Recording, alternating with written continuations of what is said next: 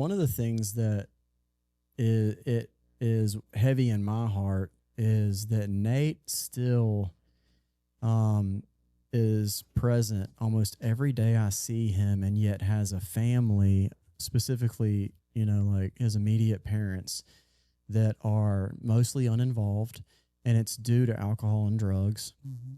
And Nate still manages to be present with people and his wife, and and I feel like helping that would really help some people to unpack. And it could be just a fascinating story that I've never had a chance to ask you on. Yeah. What do you think about how I just described that? Would that be a description of the? Yeah. It's interesting hearing it from, the outside. Like in my head, it's kind of like a fish in water, Right, yeah. It's like you just get used to your surroundings and you're used to what you're used to.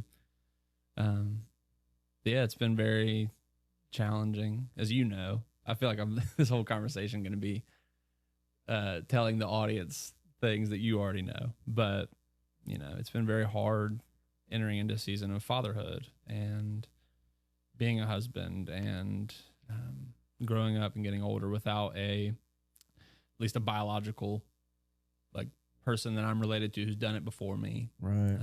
or has lived a life that not in a proud way, but that has lived a life that I want to mimic. Not that I'm proud of anything, but just that I don't want to hurt myself. Right. In the ways I've seen other people do it.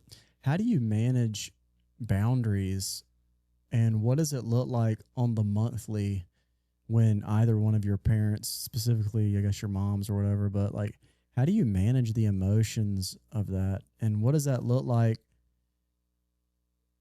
in that correspondence and navigating?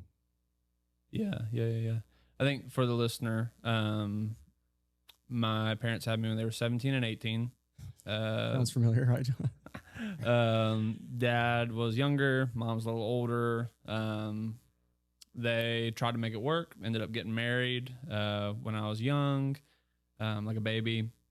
Around the time that I was 2, they had split up, and my mom had tried to give my dad as much custody as he wanted. The one story she tells is that she was working in a bagel shop, and she dropped me off one morning at like 6 a.m. to go in and work the breakfast shift, and he was staying at a motel, and she sat me down like on like a couch or like the other bed in the motel as a little baby.